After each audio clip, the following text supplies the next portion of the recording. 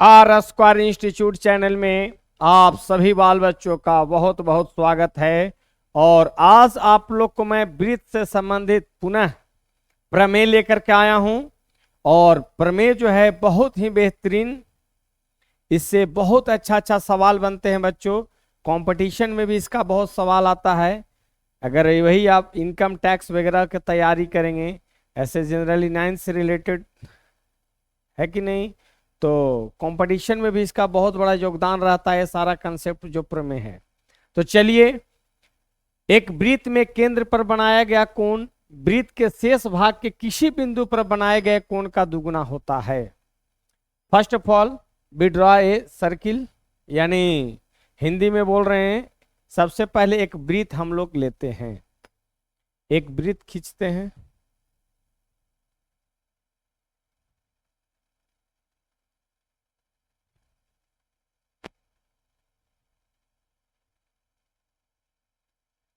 केंद्र हो गया।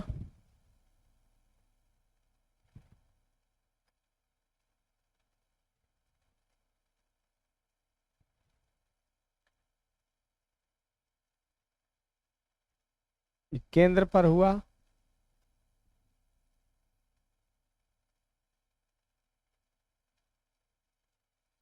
कह रहा है एक वृत्त में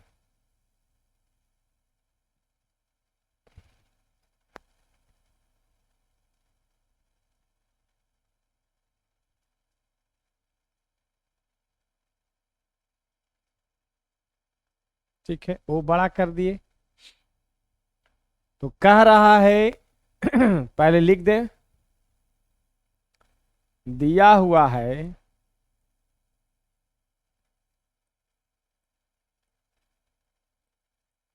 दिया हुआ है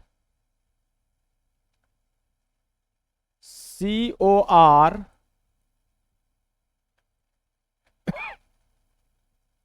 एक वृत्त है जिसमें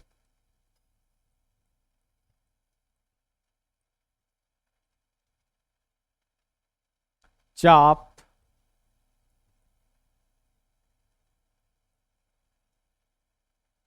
AB, चाप को इसी तरह से सूचित करते हैं बच्चों, AB है तो यहां से यहां एक चाप हुआ ऐसे A, यही आर्क हुआ। चाप होता क्या है? एक वृत्त का टुकड़ा, वृत्त जो है उसमें से एक टुकड़ा लेते हैं तो A से B एक का हो गया, चाप हो गया। ठीक है, चाप हो गया। अब चलिए COR इस COR का मतलब क्या हुआ? एक वृत्त है जिसमें केंद्र O है और त्रिज्या क्या है? R है। तो इस R के द्वारा केंद्र पर बनाया गया कोण यहां हो रहा है, और इसी R के द्वारा शेष भाग पर बनाया गया कोण यहां पर C मान लीजिए, ये C बिंदु है। यहां चाप AB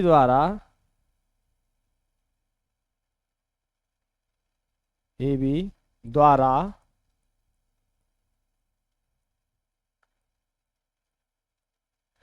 केंद्र पर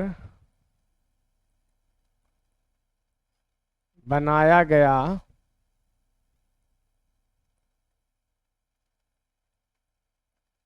कोण एंगल AOB तथा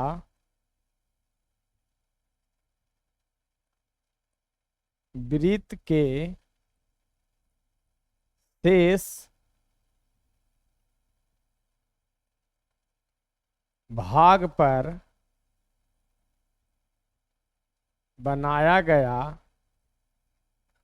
कोण ACB है।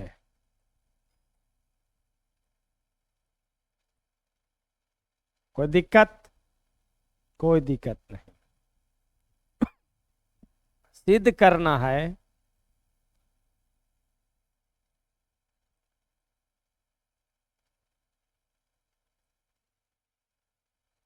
एंगल AOB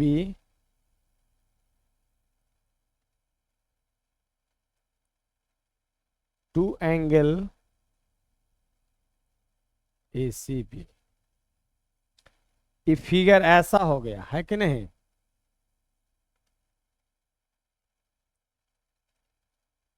एक फिगर ऐसा भी हो सकता है,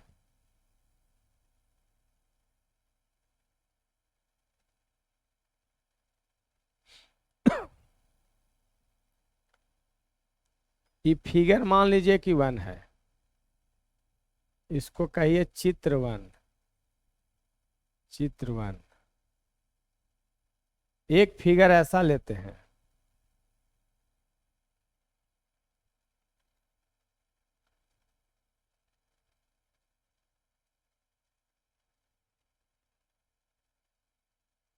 यहां पर मान लो कि O है, ठीक है।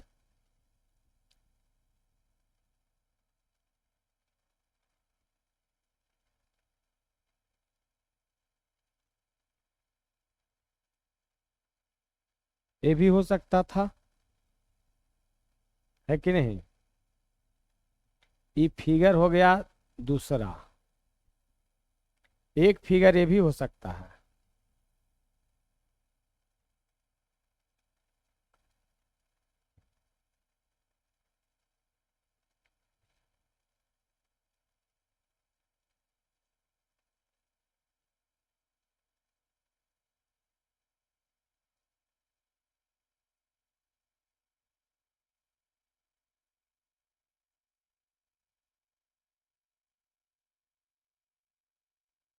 और C बिंदु जो है इधर कहीं ना कहीं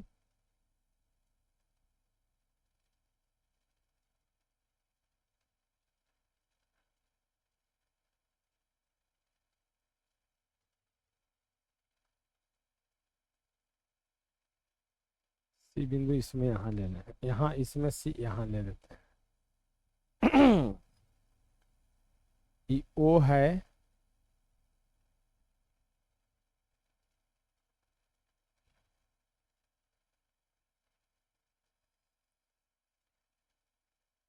ठीक है। देखिए किया किए हैं बहुत बढ़िया तरीके से। 3 फिगर लिया हूं, फिगर 1, फिगर 2, फिगर 3। यहां पर ए बी जो है और यहां पर जो ए बी है, ये सेमी सर्किल बन जाता है। और इसमें क्या हो जाता है कि आर्क जो है, देखिए यहां से ये देखिए कितना बड़ा है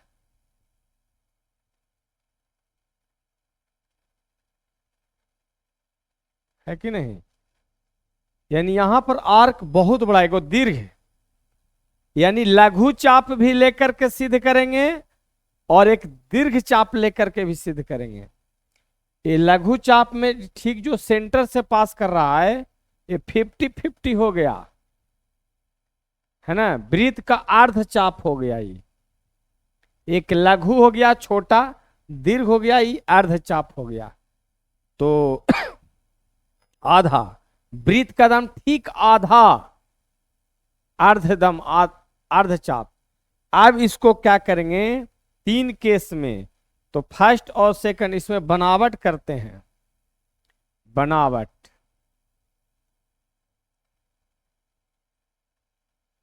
बनावट क्या करते हैं? एक रेखा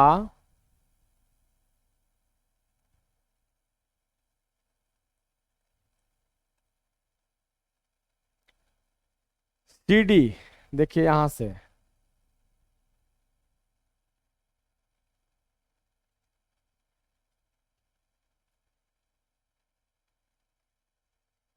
यहां पर, ठीक यहां पर D है ना, CD यहां से भी,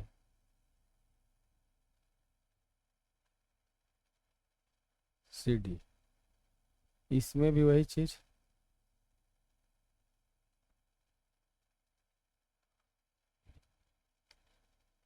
समझे? एक रेखा CD, एक रेखा CD जो O से गुजरता हुआ, एक रेखा CD लेते हैं जो केंद्र से होते हुए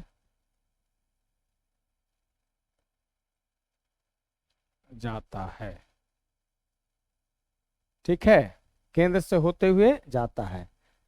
देखिए बच्चों, कोई अकबकाहट की जरूरत नहीं है। सीख गया तो समझे कि बहुत बड़ा आपका एक उपलब्धि हो गया। फिर से मैं बता रहा हूं, एक छोटा यहां पर जो हमने लिया, ये जो लिया ये एकदम छोटा आर्क है। यहां पर सीधे क्या हो गया, अर्ध चाप हो गया, सेमी सर्किल हो गया, आधा हो गया। देखिए जितना ए बी नीचे से उतना ही बी ए, आधा आधा हो गया। यहां पर ए बी जो है बहुत बड़ा चाप है, यानी एक दीर्घ चाप है। तो फर्स्ट और सेकंड में दोनों में एक ही कंडीशन से सिद्ध हो जाएगा, इसमें प्रतिवर्ती कोण आएगा, रिफ्लेक्स एंगल, बड़ा एंगल आएगा। तो चलिए देखिए यहां पर हम क्या कर रहे हैं। अब मान लो कि देखिए यहां पर ले रहे हैं, मान लो कि हम ले रहे हैं 1, यहां पर ले रहे हैं 2, ठीक है, यहां पर ले रहे हैं 3, यहां ले रहे हैं 4, यहां ले रहे हैं 5, यहां ले रहे हैं 6। उसी तरह से यहां ले रहे हैं 1, ध्यान से देखेंगे, और यहां ले रहे हैं ई वाला कोण को ले रहे हैं मान लो 2, इसको ले रहे हैं 3, इसको ले रहे हैं 4, इसको ले रहे हैं यहां पर 5, यहां ले रहे हैं 6, सब एक ही जैसा मान ले रहे हैं। इसको यहां पर ले रहे हैं 1, यहां पर 2, है कि नहीं, यहां पर ले रहे हैं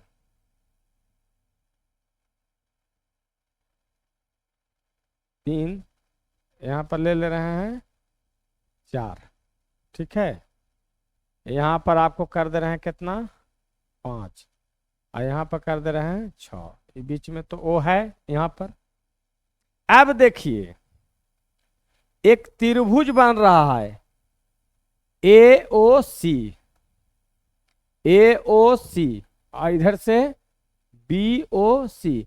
तो इसमें 6 जो है, 5 जो है 1 + 3 होगा। एक त्रिभुज बन रहा है ए ओ सी, का मतलब एक त्रिभुज ए ओ सी में बहिष्ठ कोण बन रहा है 5, और बहिष्ठ कोण 2 सुदूर अंतः कोण के योग के बराबर होता है।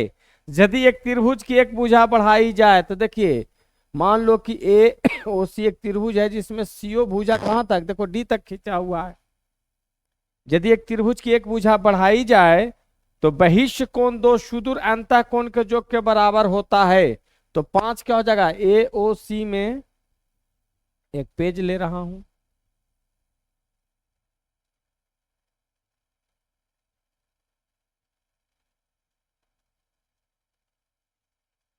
अब त्रिभुज ए ओ सी में एंगल 5 बराबर एंगल 1 + एंगल 3। देखिए एंगल 5 बराबर 1 + 3, जबकि ओ ए और ओ सी दोनों कुछ ही काम करेगा। त्रिज्या का केंद्र से परिधि पर जोड़ी गई रेखा, केंद्र से परिधि पर जोड़ी गई रेखा क्या होता है, त्रिज्या होता है। यानी ओ ए और ओ सी दोनों क्या होगा, बराबर। तो एक त्रिभुज में यदि 2 भुजा बराबर हो गया तो कैसा त्रिभुज बन जाएगा, समद्विबाहु त्रिभुज।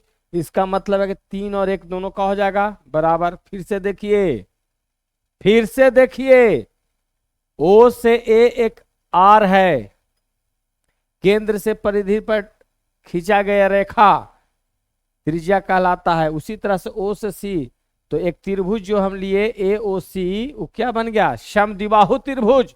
और समद्विबाहु त्रिभुज के सम्मुख कोण बराबर होते हैं, यानी 1 और 3 दोनों का हो जाएगा बराबर। तो हम 3 = 1 लेंगे, क्यों, क्योंकि हमको केंद्र पर वाला कोण दिखाना है, ऊपर वाला, इसलिए 3 को हम 1 में बदलेंगे। ठीक है, 3 को 1 में बदलें, 1 = 3 नहीं लेंगे, 3 = 1 लेंगे, 3 के जगह पर 1 रखेंगे। क्योंकि 5 और 6 का हमको दिखाना है 1 + 2 का दुगना, है कि नहीं। इससे 3 को 1 में बदलेंगे, ठीक है।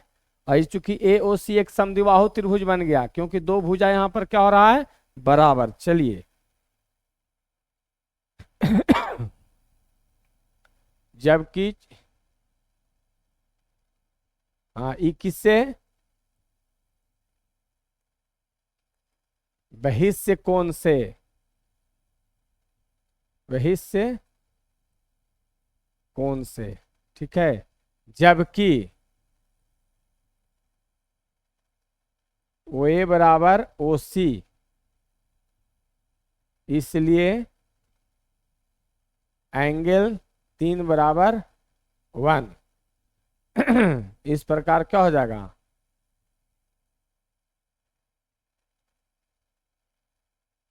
एंगल 5 बराबर क्या हो जाएगा बच्चों, 1 जोड़ 1।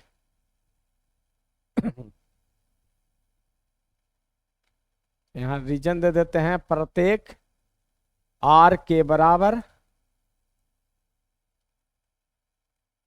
तो 3 1 के बराबर हो जाएगा, क्योंकि समद्विबाहु त्रिभुज बन गया, समद्विबाहु।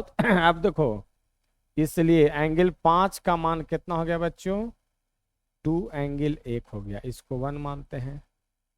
पुनः त्रिभुज, पीछे चलिए, BOC में देखिए, ई फिगर एक जैसा काम करेगा। देखो BOC 6 क्या हो जाएगा, ये भी क्या बन रहा है, देखिए ए फिगर और ए फिगर दोनों एक ही जैसा, BOC, इसमें भी BOC, ई वाला, ए वाला और ए वाला, ई वाला और ई वाला, तीनों ये जो है समद्विबाहु त्रिभुज बन जाएंगे। इससे 4 2 के बराबर होगा, और 6 किसके, 2 + 4 के बराबर। क्योंकि किसी भी त्रिभुज में बहिष्य कोण दो सुदूर अंतः कोण के योग के बराबर होता है बच्चों। तो देखिए BOC लेंगे, यहाँ देखिए BOC लेंगे तो 6 जो बन रहा है, जो एंगल 6 है बहिष्य कोण हो जा रहा है, तो 6 बराबर 4 + 2, त्रिभुज BOC में एंगल 6 जो होगा, एंगल 4 + एंगल 2, किससे, बहिष्य कोण से, ठीक है। जबकि देख लीजिए, जबकि क्या हो रहा है, O से B और O से C दोनों क्या है, त्रिज्या है, OB, इसमें भी O से B O से C दोनों क्या है, त्रिज्या है, इसलिए 4 बराबर 2 होगा। OB बराबर OC, प्रत्येक R के बराबर है, यानी समद्विबाहु त्रिभुज बन गया, इसलिए एंगल 4 बराबर क्या हो जाएगा बच्चों, एंगल 2 आता, एंगल 6 बराबर क्या हो गया, एंगल 2 जोड़ एंगल 2, इसलिए एंगल 6 का मान हो गया 2 एंगल 2, ये हो गया सेकंड। कोई दिक्कत, 5 बराबर हो गया 2 एंगल 1, दुगना एंगल 1, 6 बराबर दुगना एंगल 2, दोनों को क्या करेंगे, जोड़ेंगे। समीकरण 1, समीकरण 1 जोड़ समीकरण 2 से क्या हो गया बच्चों, 5 + एंगल 6 लेंगे तो दुगना एंगल 1 जोड़ दुगना एंगल 2, 5 + 6 का हो जाएगा, AOB होगा, और दुगना एंगल 1 + एंगल 2। चलिए फिर पेज पलटते हैं, यानी एंगल AO बी में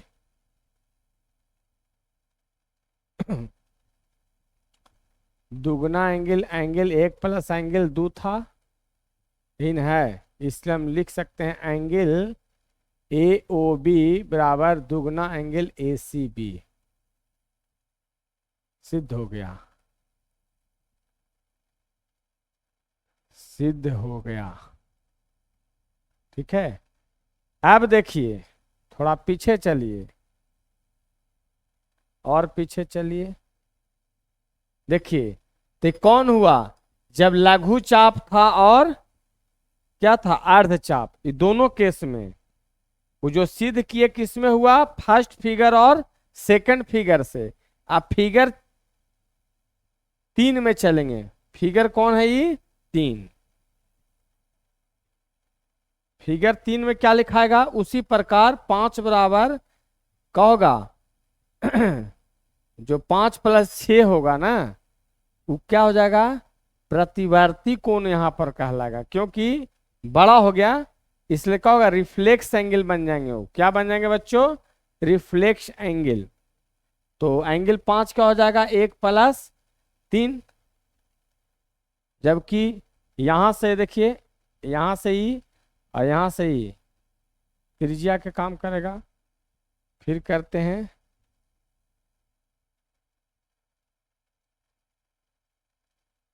केस 2,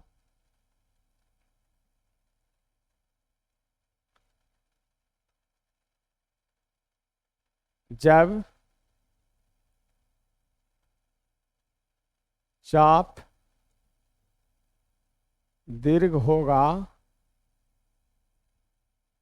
तो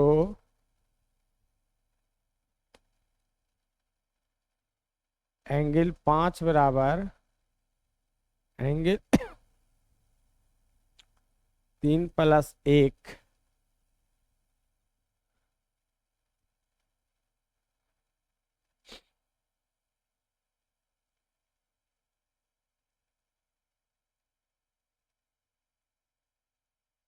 बहिष्य कोण से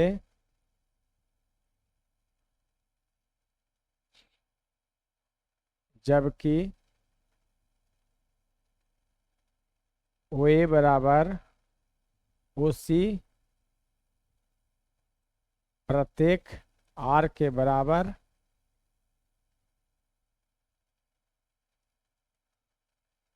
इसलिए एंगल 3 बराबर एंगल 1 हो जाएगा। अतः एंगल 5 जो हो जाएगा बच्चों, 1 जोड़ एंगल 1, एंगल 5 जो हो जाएगा दुगना एंगल, दुगना एंगल, यहाँ पर दुगना एंगल 1 हो जाएगा,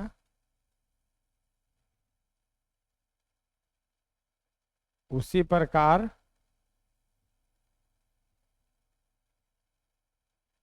एंगल 6 जो लेंगे दुगना एंगल क्या हो जाएगा, 2 आएगा। ठीक है, दम यही रीजन जैसे जैसे भी किए, लेकिन यहां पर क्या होगा,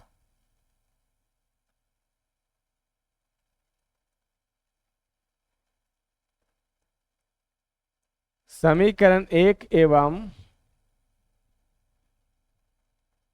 2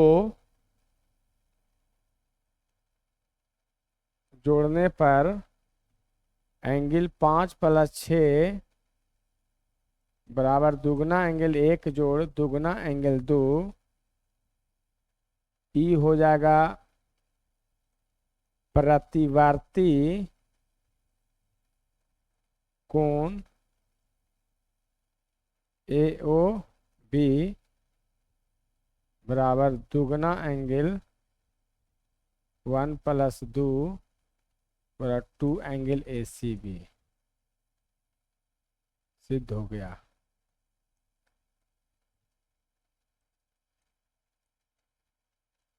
कोई दिक्कत, यानी सुनिए, प्रतिवर्ती कोण क्यों रिफ्लेक्स एंगल क्या होता है बच्चों, क्योंकि 180 डिग्री से जैसे ही अधिक होता है तो जो एंगल ए ओ जो है बी प्रतिवर्ती कोण कहलाता है, और जब पूरा 360 डिग्री हो जाता है कोई भी एंगल का मेजरमेंट, उसको पूर्ण कोण बन बोलते हैं। और 180 से थोड़ा कम रहता वो क्या होता, और 90 से अधिक अधिक कोण होता है। तो चलिए हम आपको जो है दो गो केस में सेम ही रीजन से इसमें प्रतिवर्ती कोण हम उसको लिख दिए, क्योंकि 180 से अधिक हो रहा था, जो एंगल जो था स्ट्रेट से होके क्या हो रहा था, थोड़ा ऐसे हो गया था, है कि ना, तो नीचे से एंगल माने, इसलिए उसको हम प्रतिवर्ती कोण लिख दिए। कोई दिक्कत? रीजन सब में फिगर जो था सबको एक ही जैसा 1 2 3 4 5 6 माना था, इसलिए सब में रीजन एक ही चला गया। कोई डाउट नहीं? चलिए नेक्स्ट, अर्धवृत्त में बना कोण समकोण होता है। अर्धवृत्त,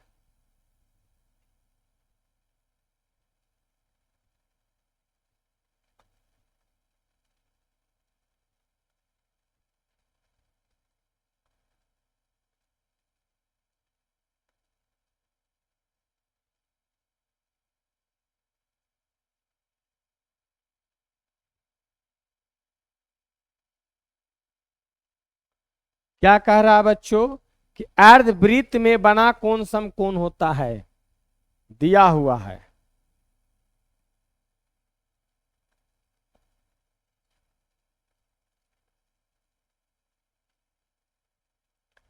COR एक वृत्त है जिसमें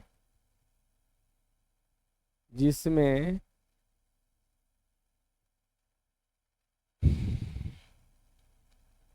AOB एक, यहाँ COR है, एक वृत्त है जिसमें AOB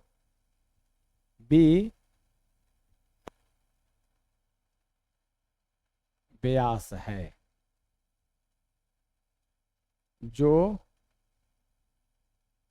वृत्त को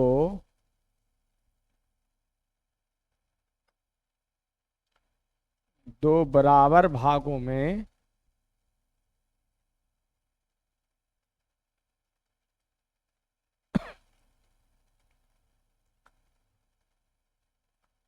बांटता है। तो दो बराबर भागों में बांट दिया तो अर्धवृत्त हो ही गया। अब कहता है सिद्ध करें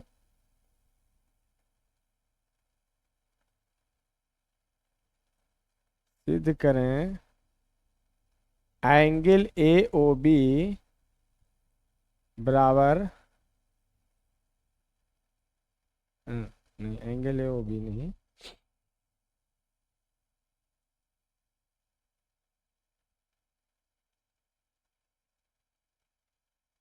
ACB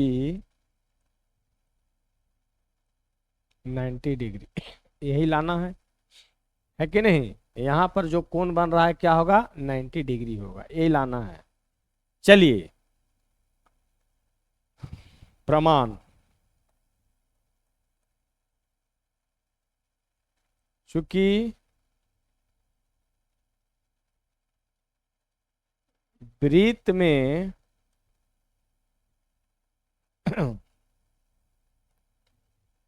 एक चाप द्वारा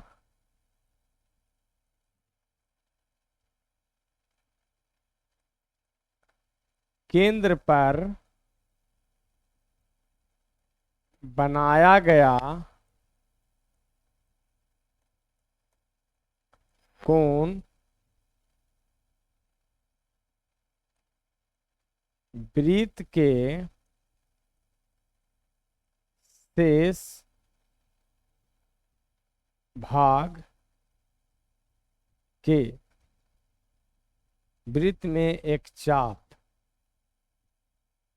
द्वारा केंद्र पर बनाया गया कोण वृत्त के शेष भाग के किसी बिंदु पर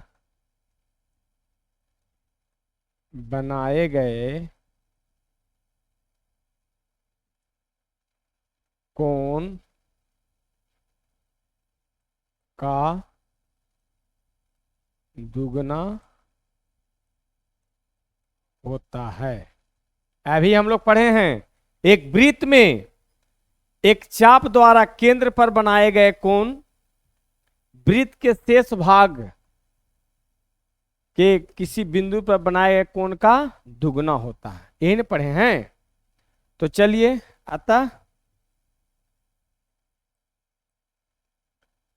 एंगल ए ओ बी लेंगे, वो क्या करेंगे, दुगना एंगल ए सी बी होगा। जबकि ए ओ बी क्या है, एक सीधी रेखा है बच्चों।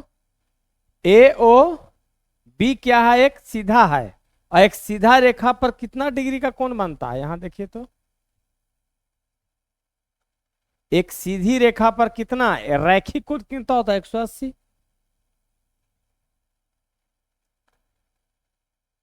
180 डिग्री बराबर का हो जाएगा 2 ACB, चूंकि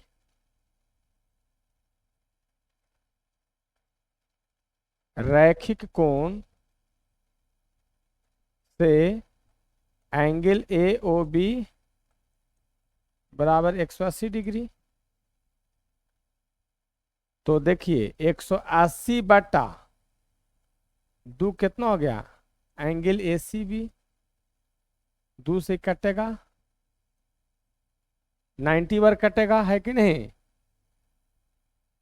इसलिए कह सकते हैं एंगल ए सी बी कितना हो गया, 90 डिग्री। सिद्ध हो गया कि नहीं। अभी हमने पढ़ा कि वृत्त में एक चाप द्वारा केंद्र पर बनाया गया कोण, और यहां केंद्र पर जो ए ओ बी बन रहा है ये अर्ध चाप है बच्चों, है कि नहीं। तो इसके द्वारा यहां पर जो कोण कितना बनेगा, 180 डिग्री।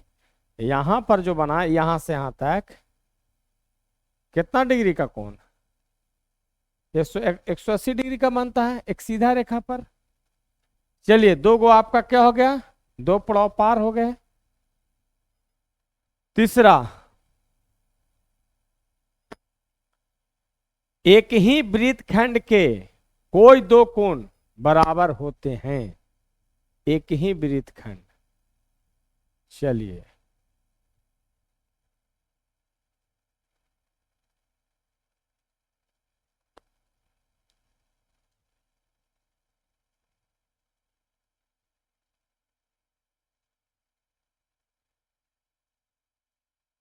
देखिए दो भाग में बांट दिया कि नहीं। अगर हम यहां पर ए और बी लेते हैं तो दो गो भाग आपको बांट दिया, एक छोटा। अगर हम लेते हैं इधर सी और इधर हम लेते हैं डी, तो एगो ए सी बी आर्क और चाप द्वारा जो रीजन बनता है उसको हम लोग कुछ कहते हैं एगो वृत्तखंड, है कि नहीं। तो एगो मान लो कि हम वृत्तखंड का कर दिए,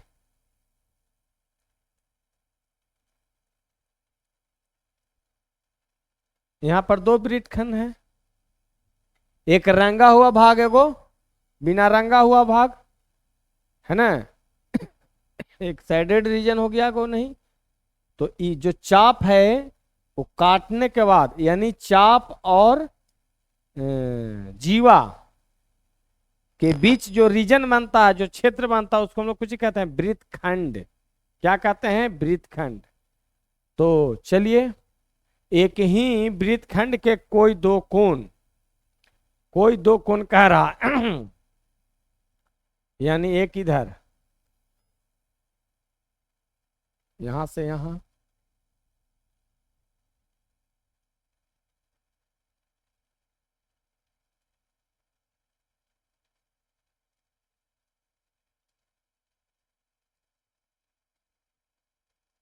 ठीक है।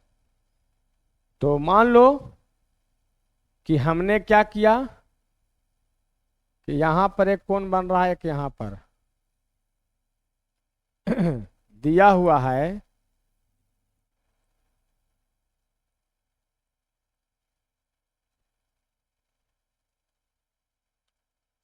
जा करके दे दो वहां। इन्वर्टर का लाइन दीजिए। दिया हुआ है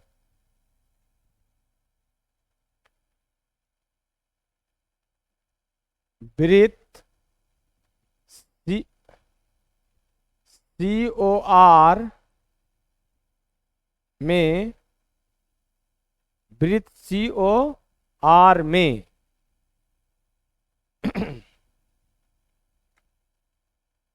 चाप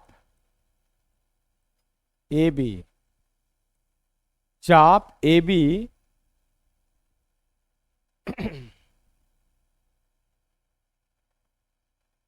वृत्त को दो खंड में बांटता है,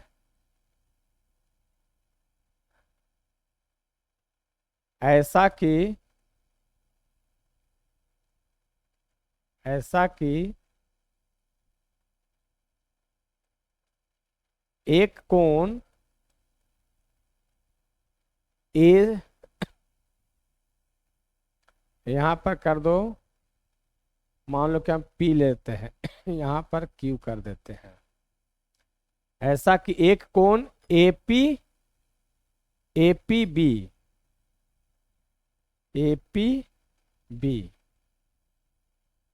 तथा दूसरा कोण AQB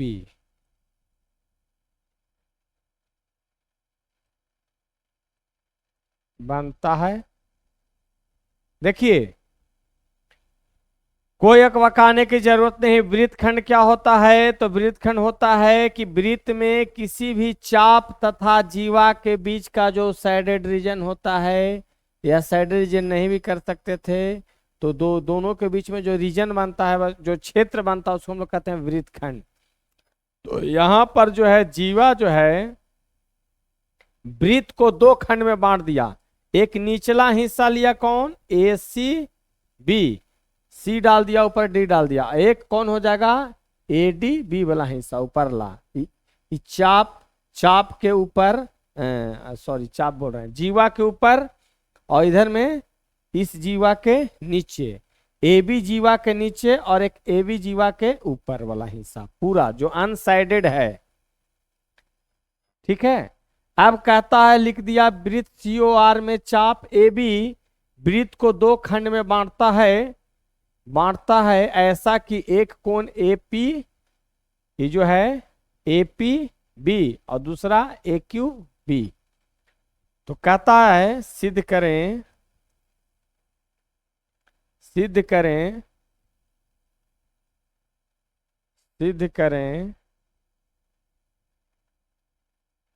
कि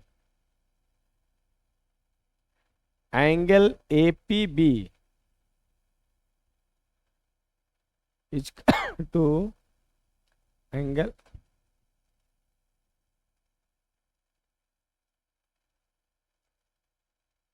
बनाता है ना, APB बराबर एंगल AQB।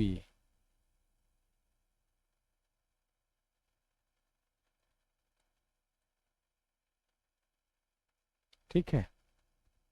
अब देखो बच्चों,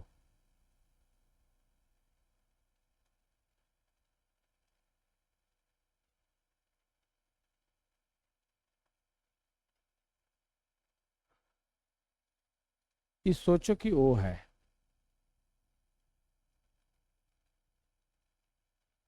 तो एक वृत्त के किसी भी चाप द्वारा केंद्र पर बनाया गया कोण और शेष भाग पर बनाया गया कोण का क्या होता था ना, एक वृत्त के चाप द्वारा केंद्र पर बनाया गया कोण, तो यही रीजन देंगे प्रमाण।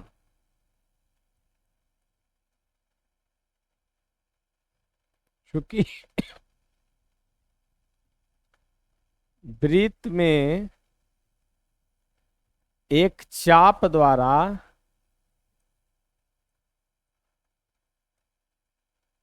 केंद्र पर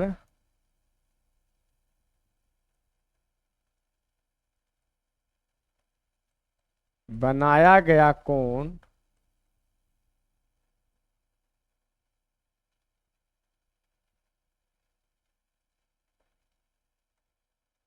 वृत्त के शेष भाग के किसी बिंदु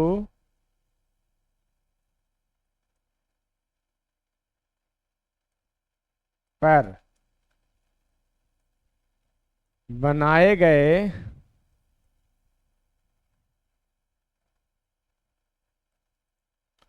कोण का दुगुना होता है। ठीक है, कोई डाउट? तो सोचो, आर्क ए बी द्वारा केंद्र पर कौन ए ओ बी, और इसी आर्क के द्वारा कौन ए पी बी।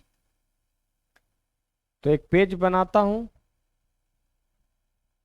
अतः एंगल ए ओ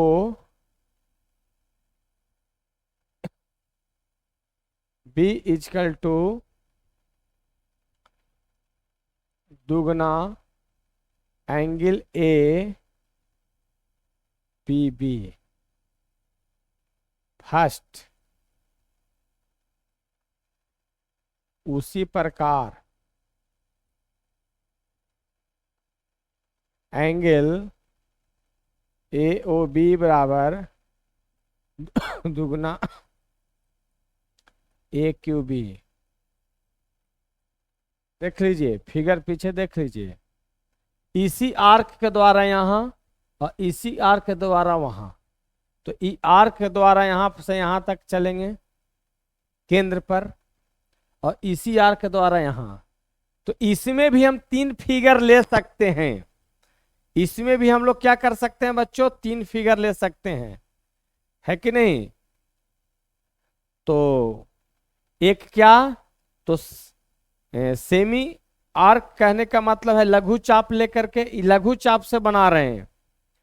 अर्धवृत्त में भी करेंगे, और एक दीर्घ वृत्त जो है दीर्घ चाप लेकर के, मैंने एक वृत्त लेंगे जिसमें दीर्घ चाप लघु चाप और एक अर्ध चाप का मतलब सेमी सर्किल।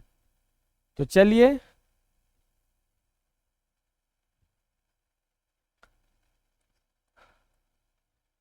समीकरण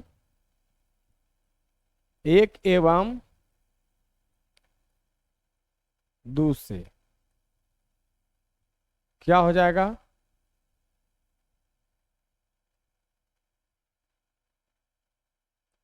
to angle A P B बराबर 2 एंगल ए क्यू बी। इसलिए क्या हो गया बच्चों, ए पी बी बराबर एंगल ए क्यू बी सिद्ध हो गया।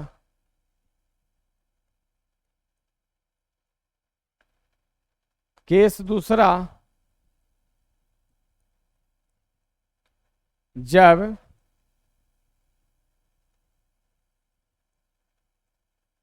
चाप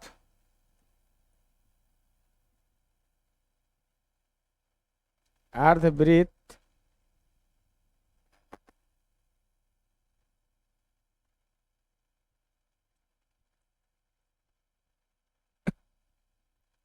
रहेगा।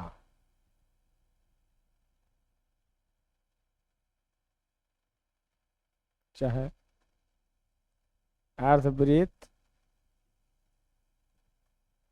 बनाएगा। तो देखिए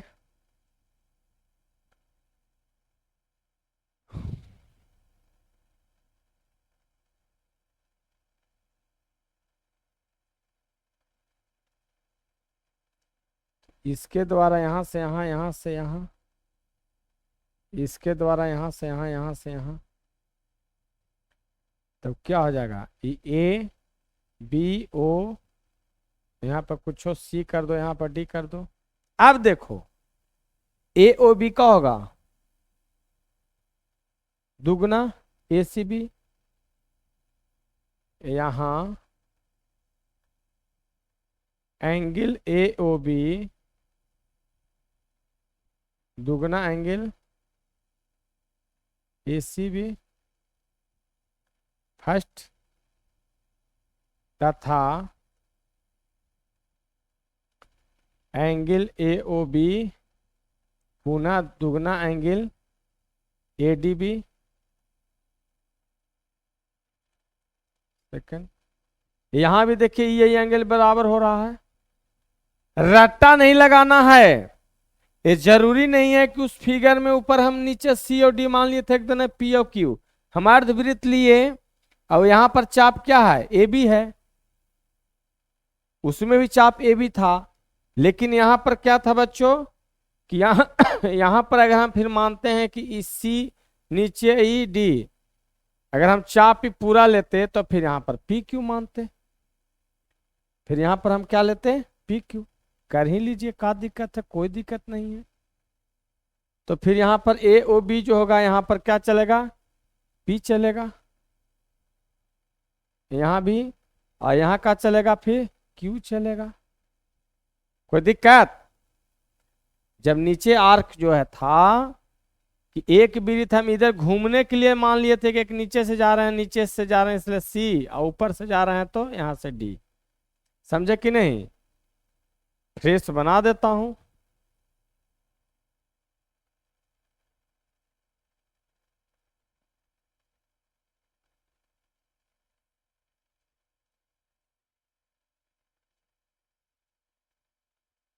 मान लो कि यहां पर जी वाई भी है कि नहीं, एक नीचे बोला था सी और यहां पर मानना था डी, ये सी और डी क्या क्यों ले रहे हैं कि जितना नीचे से जाएंगे, नीचे से कैसे जाएंगे ए सी बी और ऊपर से बी डी ए, तो दोनों क्या है 50-50, यानी कहने का मतलब जितना आर्क नीचे से उतना ही आर्क, यानी क्या हो गया सेमी सर्किल अर्धचाप।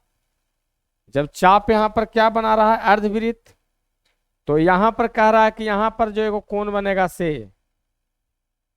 और एक यहां से जो कोण बनेगा से, यहां पर भी दोनों क्या होगा, एक पी था और दूसरा क्या था बच्चों क्यू था, यहां का हो जाएगा एंगल ए ओ बी जो होगा दुगना angle A P B first तथा एंगल ए ओ बी, तो दुगना एंगल का हो जाएगा ए क्यू बी, इसमें भी समीकरण 1 एवं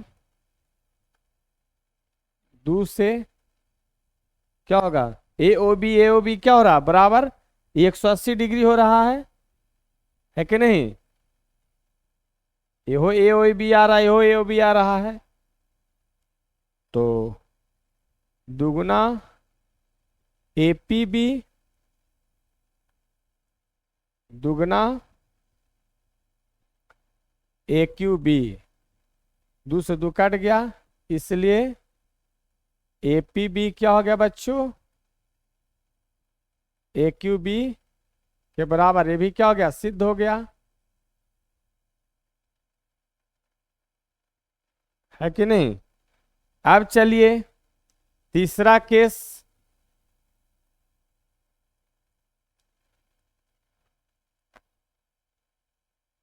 वृत्त लिया, इसमें क्या हो रहा है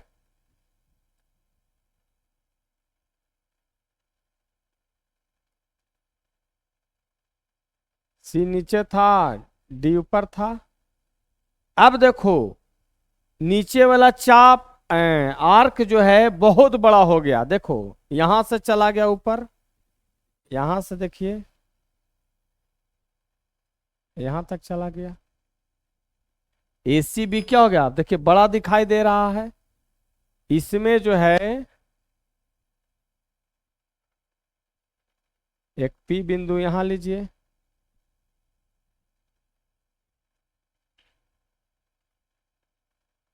O पर ज्वाइन करें, है कि नहीं। तो चाप द्वारा कहाँ कोण बनेगा, देखिए यहां, यहां बनेगा इससे, है ना। अब जो है P यहां हो जाएगा, Q यहां हो जाएगा। तो यहां पर AOB जो लेंगे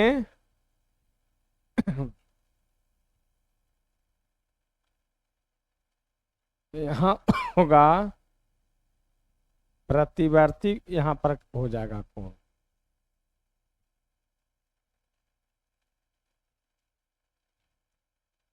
रिफ्लेक्स लिख देते हैं, रिफ्लेक्स एंगल AOB दुगना एंगल APB फर्स्ट प्रतिवर्ती कोण AOB। देखिए रिफ्लेक्स एंगल AOB, यहां पर रिफ्लेक्स क्यों, क्योंकि देखिए एंगल 180 से बड़ा हो रहा है, इसीलिए प्रतिवर्ती। तो यहां पर क्या होगा, 2 एंगल AQB। समीकरण 1 एवं 2 से,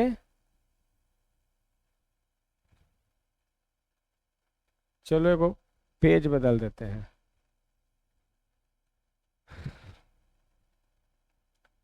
समीकरण 1 एवं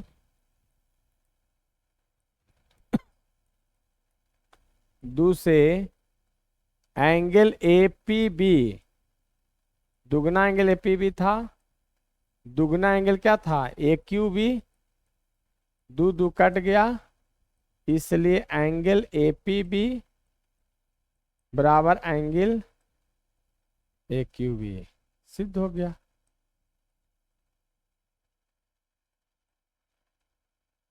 यानी कहने का तात्पर्य है बच्चों कि एक बार क्या लिए, वृत्तखंड जो था वहां पर लघु चाप के द्वारा, फिर अर्धवृत्त बना, वृत्तखंड में अर्धवृत्त हो गया, नीचे आधा ऊपर भी आधा, और फिर एक बार क्या हुआ, दीर्घ वृत्त नीचे में, जब चाप वृत्त के केंद्र से ऊपर चला गया, तो देखिए चाप जब केंद्र से ऊपर चला गया तो निचला जो वृत्तखंड हिस्सा है वो क्या हो गया, दीर्घ वृत्तखंड नीचे बन गया, है कि नहीं।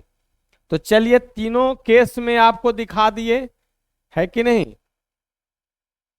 अब चलिए इसके आगे क्या कहता है, चक्रीय चतुर्भुज कहता है कि चक्रीय चतुर्भुज क्या है, वैसे चतुर्भुज जिसके चारों शीर्ष वृत्त के परिधि पर स्थित हो उसे क्या कहते हैं। तो सबसे पहले चक्रीय चतुर्भुज को बना देता हूं।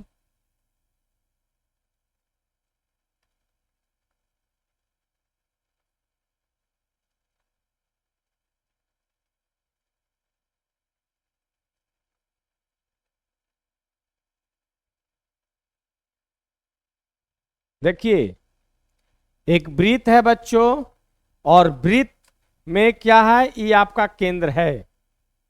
तो कहता है चक्रीय चतुर्भुज क्या है, वैसा चतुर्भुज जिसके सभी शीर्ष, सभी शीर्ष का मतलब 4 ही होता है, चतुर्भुज में 4 शीर्ष होते हैं। शीर्ष क्या होता है, तो जहां पर दो रेखाखंड एक बिंदु पर आके मिलता है उसे शीर्ष कहते हैं।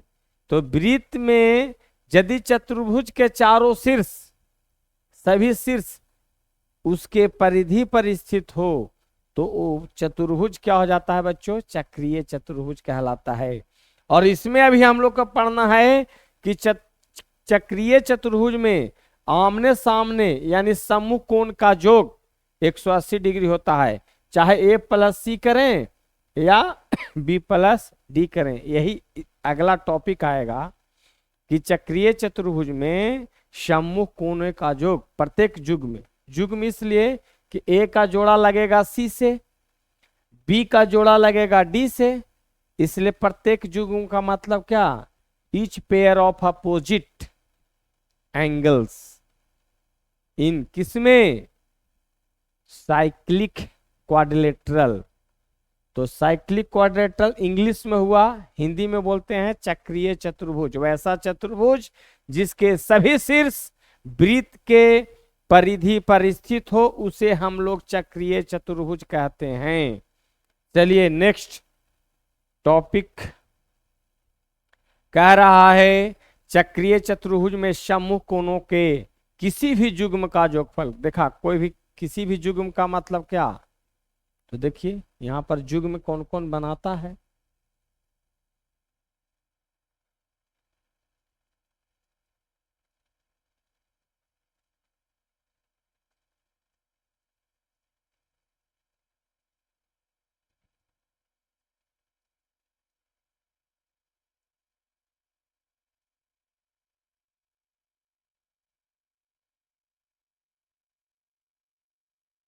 ठीक है, एक चतुर्भुज ले लिया,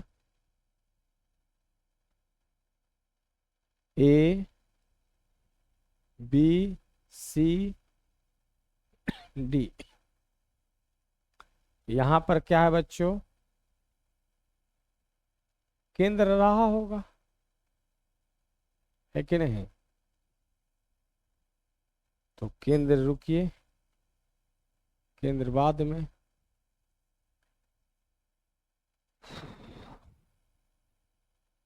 देखिए इसको सिद्ध, अच्छा पहले लिखता हूं दिया हुआ,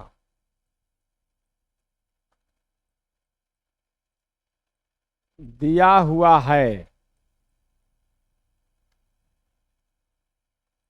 COR एक वृत्त है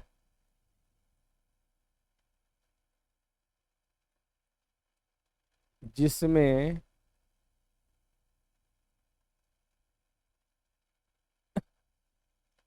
चाहे इसको हटा दीजिए, डायरेक्ट लिखते हैं ABCD एक चक्रीय चतुर्भुज है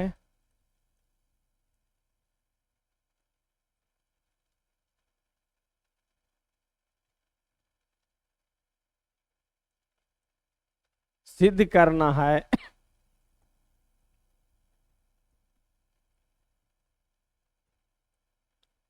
सिद्ध करना है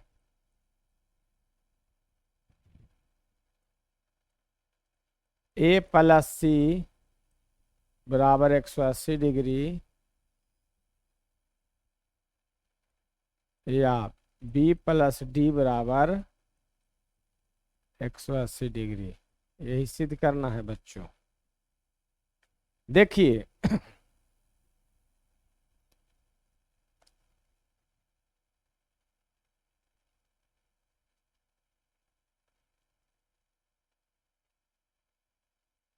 को लिया,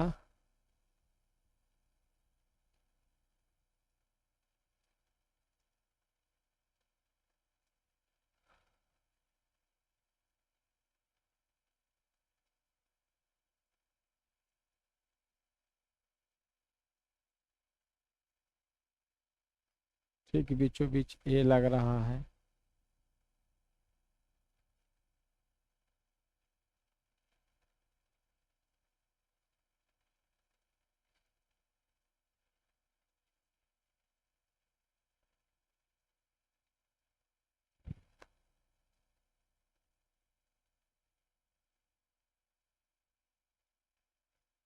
ठीक है।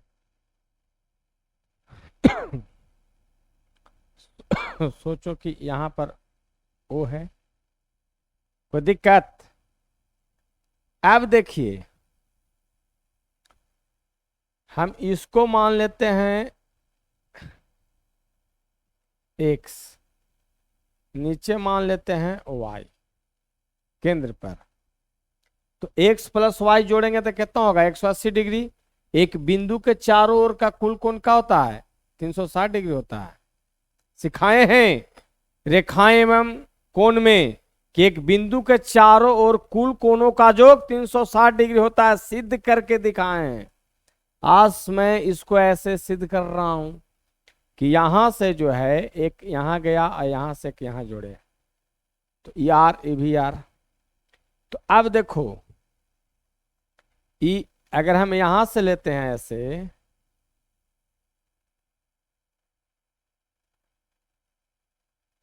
यहां, तो सोचो कि आर्क एसी एसी आर्क के द्वारा वाई पर बनाया गया कोण, और यहां पर डी का क्या होगा, वाई जो होगा डी का क्या होगा दुगना होगा। और फिर एक उधर से चलते हैं, अगर इधर से चलते हैं तो एक्स क्या होगा, तो बी का दुगना होगा। देखिए प्रमाण,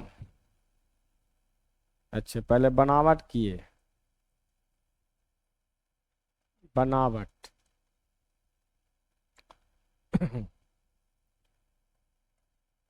ओ से ए को तथा ओ से सी को जोड़ा।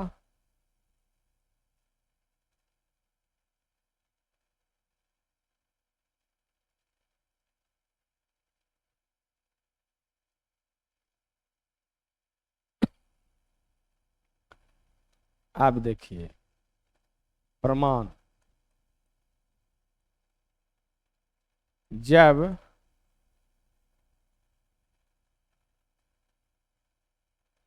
चाप ए बी सी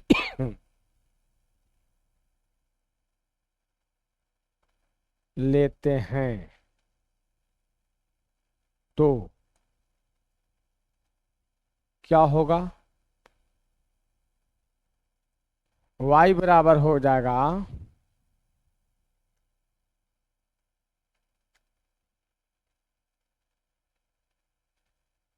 y क्या हो जाएगा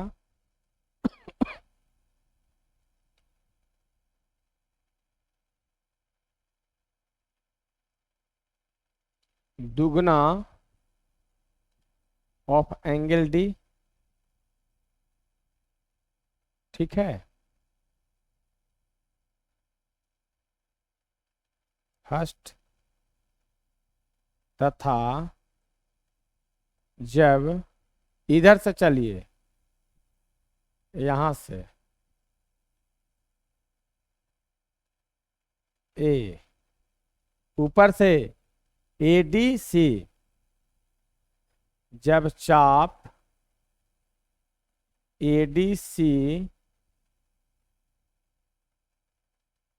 लेते हैं तो x बराबर क्या हो जाएगा दुगना एंगल बी।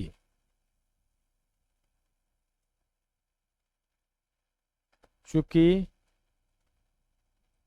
चाप द्वारा केंद्र पर बनाया गया कोण शेष भाग पर बनाए गए कोण का दुगना होता है।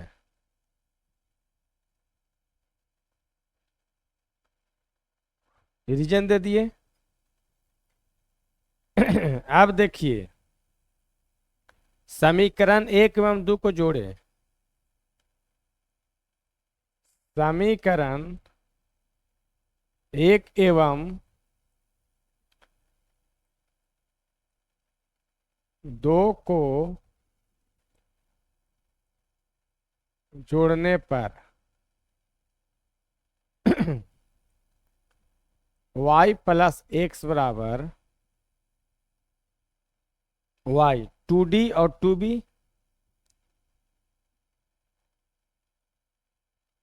2 angle d plus 2 angle b।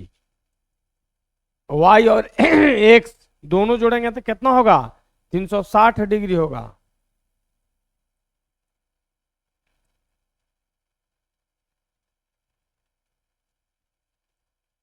दो d plus angle b 360 degree, इसको हम b प्लस डी भी लिख सकते हैं।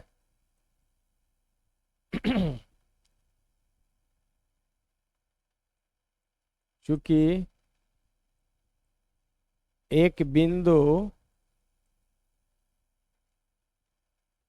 के चारों ओर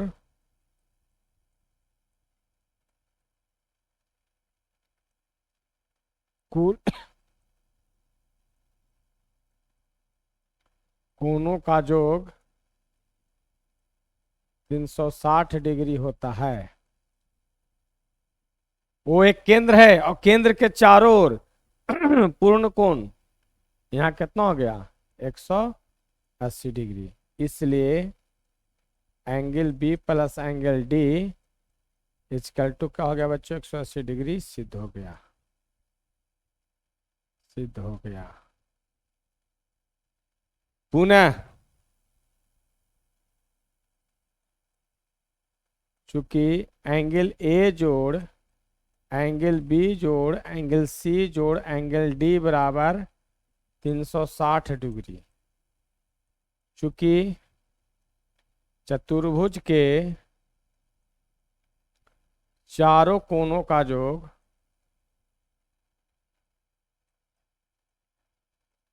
360 डिग्री होता है,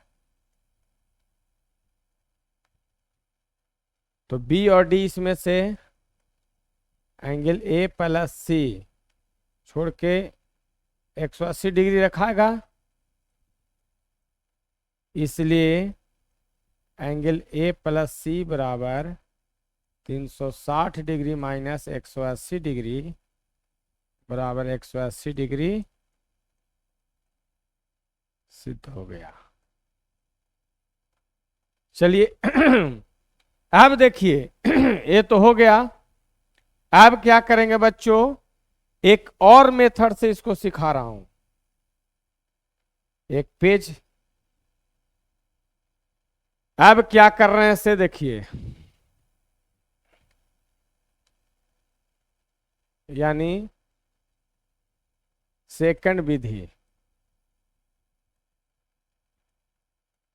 यानी माथा नंबर दूसरा लगा रहे हैं। ठीक है, क्या था?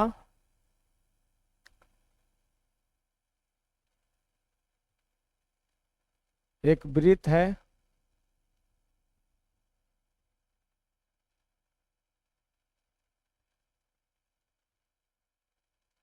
इन है,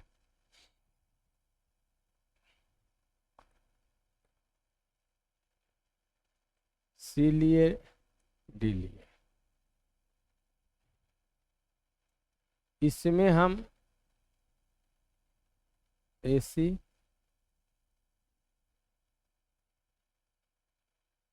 BD को हमने क्या कर दिया? जोड़ दिया।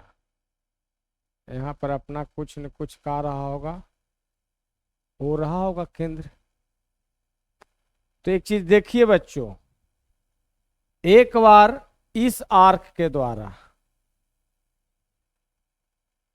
और एक बार इस आर्क के द्वारा, ठीक है, तो इस आर्क के द्वारा एक यहां पर कोण बन रहा है और इस आर्क के द्वारा यहां पर बन रहा है कि नहीं? ध्यान से देखिएगा, आर्क AB द्वारा यहां मान लेते हैं कि 1, इसको मान लेते हैं 2। अच्छा, ई आर्क के द्वारा यहां बना रहा है 3, यहां 4 मान लेते हैं बस। क्योंकि देखिए ए बी आर्क के द्वारा सेकंड विधि से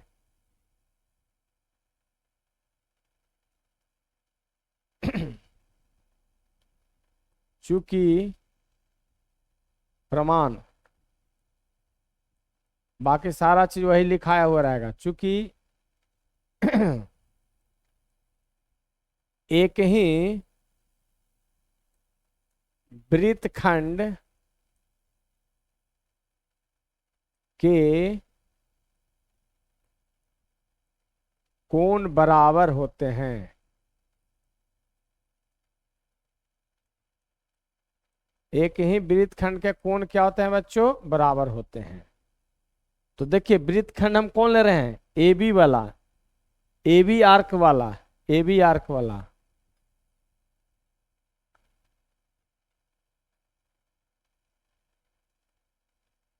अर्थात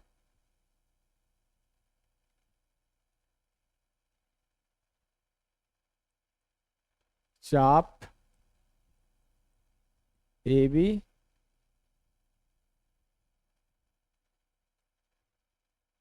लेकर चलते हैं। तो एंगल 1 और 4 क्या होगा बच्चों, बराबर होगा। एंगल 1 बराबर एंगल 4 फर्स्ट। जब ए वाला, देखिए यहां आ जाइए, ए चाप के द्वारा जो वृत्तखंड तैयार हो रहा है जब चाप बीसी को शामिल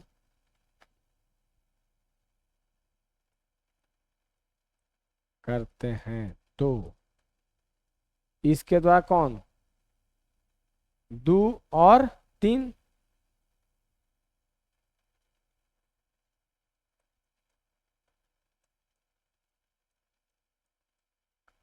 समीकरण 1 एवं 2 को जोड़ने पर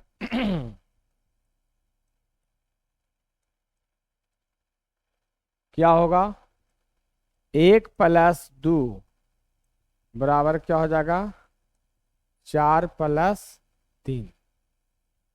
ठीक है, और 1 + 2 क्या हो जा रहा है, एंगल डी। इसको सजा के लिख दो, 3 + 4,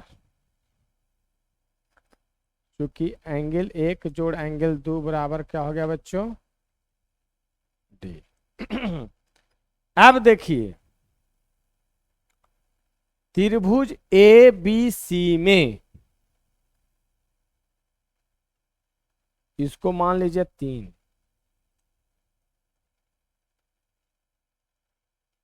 अब त्रिभुज ए बी सी में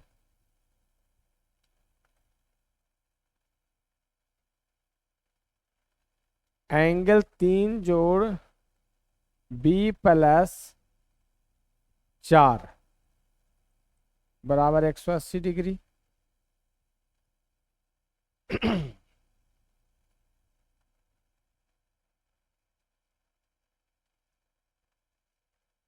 त्रिभुज के तीनों कोनों का योग, कोनों का योग 180 डिग्री होता है। रीजन दे दिए हैं बच्चों, देखो 3, 4 और बी, यहां पर पूरा बी है कि नहीं। तो अब जो है क्या होगा,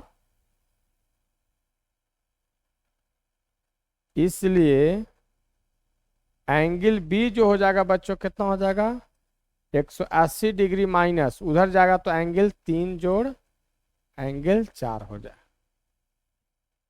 एंगल 4 हो जाएगा। अब क्या कीजिए, इसको इक्वेशन मान लीजिए 4, फिर पेज बदल रहे हैं,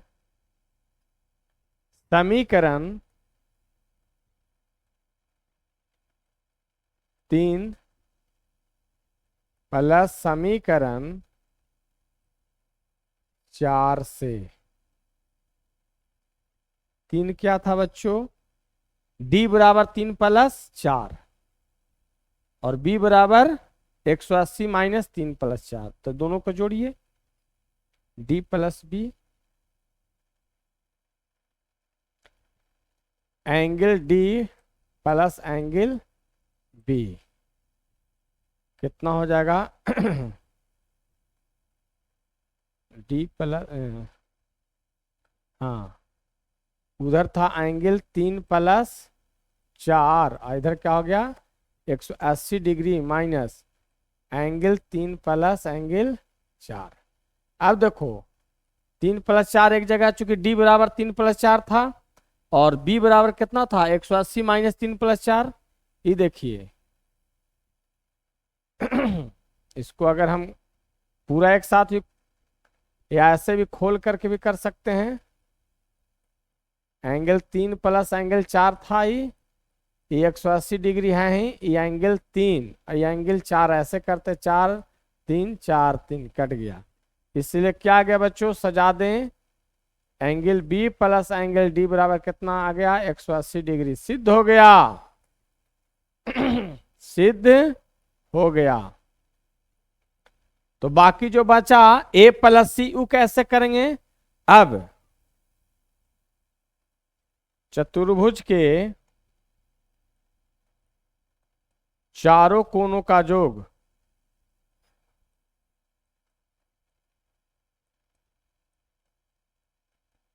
360 डिग्री होता है,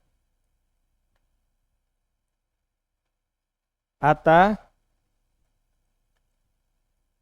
ए plus B plus C plus D बराबर क्या होगा? 360। अब जिसमें बी प्लस डी का मान कितना? 180 डिग्री बराबर 360 डिग्री, इसलिए ए प्लस सी का ही मान कितना हो जाएगा बच्चों? 360 degree minus 180 degree. 180 degree proved हो गया। कोई दिक्कत? कोई दिक्कत? चलिए नेक्स्ट। नेक्स्ट क्या कहता है? 4 का विलोम है। यदि किसी चतुर्भुज के सम्मुख कोनों के युग्म का योगफल 180 डिग्री हो तो वह चतुर्भुज चक्रीय होगा। यह चक्रीय होता है, साइक्लिक होता है। ठीक है, तो सबसे पहले क्या करते हैं? एक चतुर्भुज लेते हैं।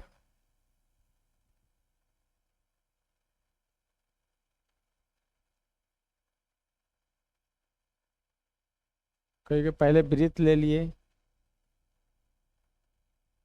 क्योंकि फिर तो वृत्त दिखाना ही होगा ना। A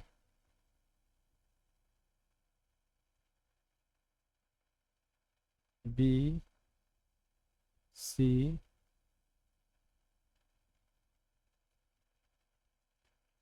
D.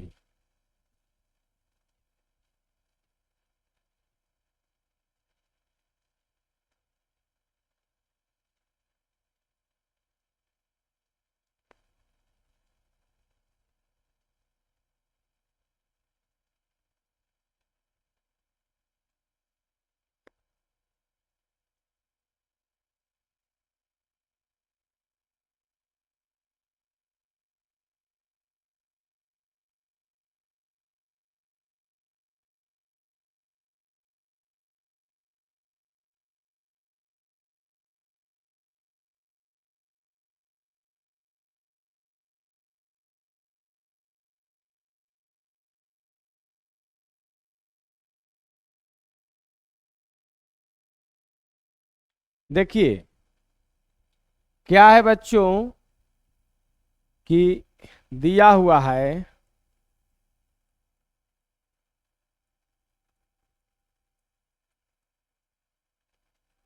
A, B, C, D एक चतुर्भुज है।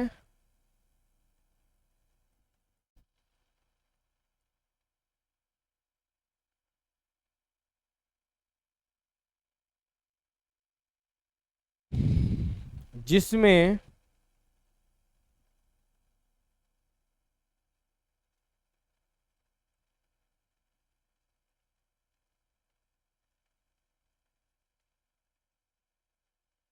बी एवं डी तथा एंगल ए एवं एंगल सी सम्मुख कोण है।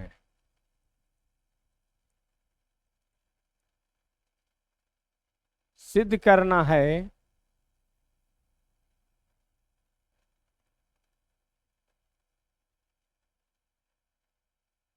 सिद्ध करना है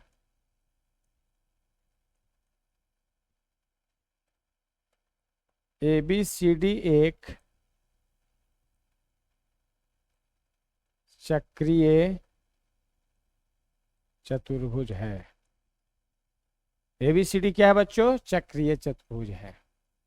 अब देखिए रचना क्या करते हैं, से देखिए।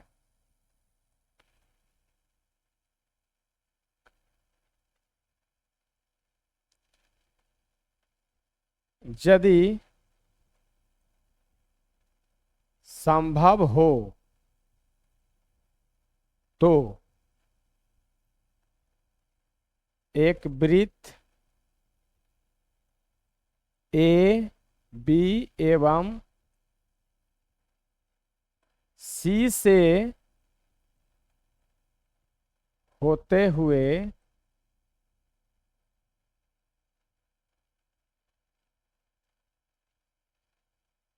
खींचे। ठीक है, संभव हुआ तो एक वृत्त ए बी सी से खींचे जो कि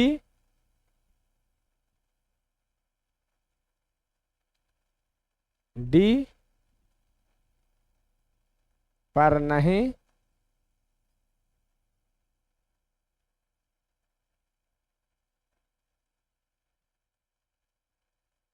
मिलता हो तो एक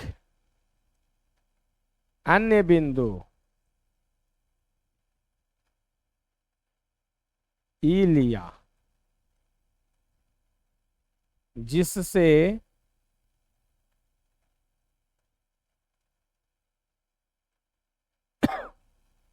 वृत्त गुजरता हो। ठीक है, ठीक है। ABCD एक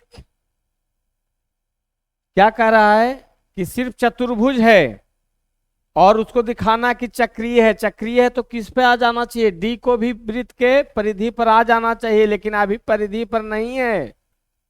जो डी बिंदु है बच्चों वो परिधि पर नहीं है, लेकिन उसको ला देना है कि इसी पर है ना। तो वो नहीं है तो अन्य बिंदु लिए हैं तथा सी को ई से क्या किया है? जोड़ा।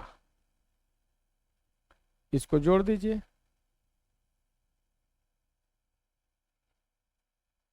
यहां भी क्या कर दिए? जोड़ दिए। वही काम किए हैं। ठीक है, क्योंकि ABCD चतुर्भुज है, जो कि चतुर्भुज देखिए चाहे तो वृत्त के बाहर है चाहे तो अंदर है। अब समझ में आ रहा होगा, पहले ही पिक्चर पार्ट दिए थे। जो D है चाहे तो इसके बाहर रहा होगा और चाहे तो अंदर रहा होगा, लेकिन ये विलोम है। कहता कि ऑलरेडी B प्लस D का योग 180 है। B प्लस जो कोई भी युग में है ना, B प्लस ऐसा किस में लगा दीजिए, ऐसा कि angle B plus angle D बराबर 180 डिग्री। यहां पर हम ऐसा ले लिए, यहां पर B और D ये दोनों के जो योग है ना 180 है, इसका और इसका। ठीक है, अब चलिए प्रमाण में चलते हैं। एक अन्य बिंदु कौन लिया है, वृत्त पर ई लिया है, तो बी और ई जोड़ेंगे तो कितना होगा, 180 हो जाएगा कि नहीं। क्योंकि एक वृत्त पर अगर 4 शीर्ष हैं तो चक्रीय चतुर्भुज बन जाता है। तो ठीक है, डी नहीं था वृत्त के परिधि पर, तो एक हम अन्य बिंदु कौन लिया, ई ले लिया, ई ले लिया कि नहीं। और डी को क्या कर दिया, एक बार बाहर कर दिया वृत्त के बाहर, और एक बार वृत्त के कर दिया अंदर। ठीक है, अब प्रमाण में चलते हैं। प्रमाण,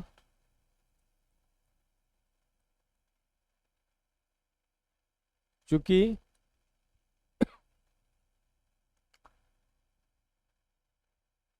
बी प्लस ई बराबर 180 डिग्री,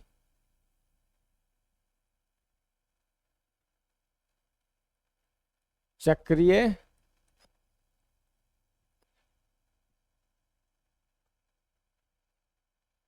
ए बी सी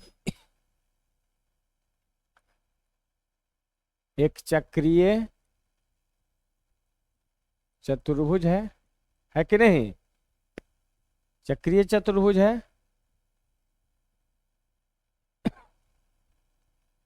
इसको फर्स्ट है ना,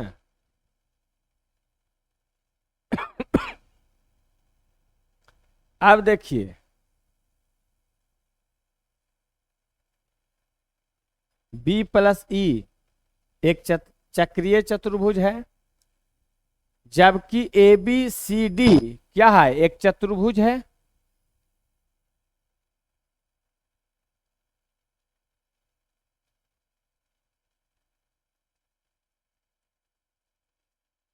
जबकि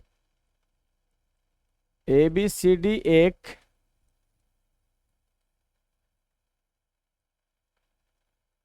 चतुर्भुज है,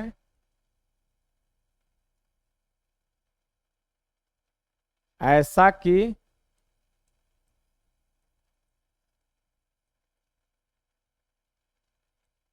बी प्लस डी बराबर 180 दिया हुआ है, नहीं, बी प्लस डी 180 दिया हुआ है। इसको मान लीजिए कुछ ही दो, समीकरण एक एवं बी है बच्चों, यहां पर बी है, ठीक है।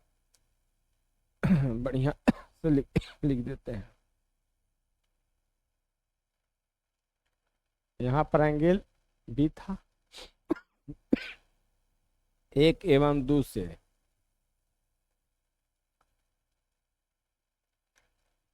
Angle B plus angle E बराबर angle B plus angle D, B B cancel, इसलिए क्या हो गया बच्चों, ई किसके बराबर हो गया,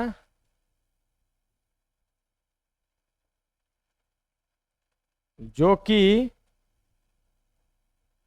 असंभव है, क्योंकि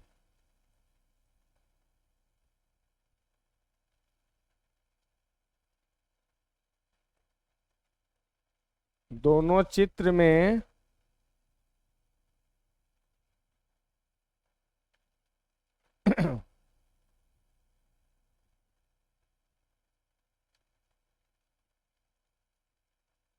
एक बार एंगल डी बहिष्य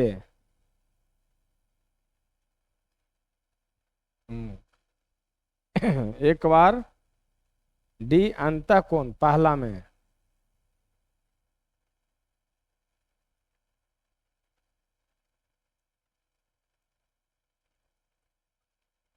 अंतःकोण तथा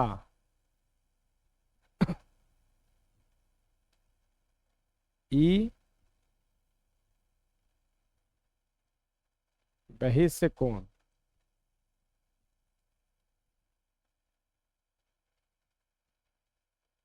एवं दूसरे बार डी बहिष कोण तो एंगल ई अंतः कोण होता है। अतः यह तभी संभव होगा जब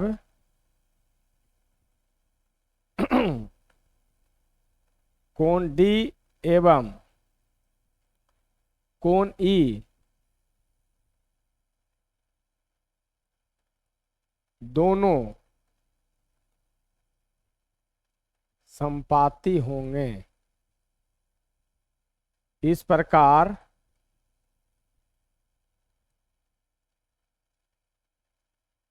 डी बिंदु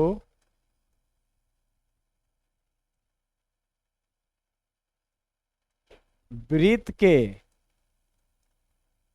केंद्र पर ही होगा। अतः चाहे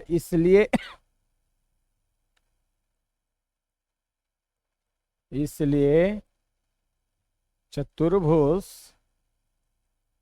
ABCD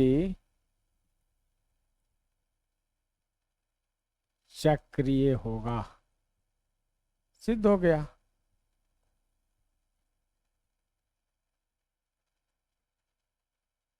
चक्रीय होगा,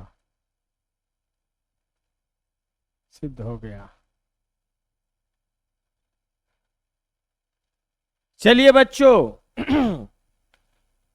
बहुत मेहनत की आप लोग को लिए, बहुत एक एक कंसेप्ट दे करके, और कोई थ्योरम को एक नहीं दो तरीके से भी सिद्ध किया, और अच्छा लगा। क्योंकि बच्चों को जितना ज्यादा से ज्यादा कंसेप्ट दे दिया जाए अगर शिक्षक के द्वारा, तो बच्चों के लिए और क्या कहना। तो जिस तरह से आपके लिए मैं मेहनत कर रहा हूं, आप सिर्फ मेरे लिए सिर्फ इतना ही मेहनत करें कि आप अपने दोस्तों के बीच में, अपने मित्रों के बीच में इतना जरूर बताएं कि नहीं, एक रमन सर भी जो हैं एक एक चीज को जिस तरह से हम लोग ऑफलाइन में पढ़ते हैं उस तरह से दम एक एक तरीके को, एक एक कंसेप्ट को बारीकी से दे रहे हैं। चलिए, तब तक के लिए अब धन्यवाद। फिर मिलेंगे नेक्स्ट वीडियो में। इसलिए चैनल को लाइक, सब्सक्राइब, शेयर और कमेंट करना ना भूलें। धन्यवाद।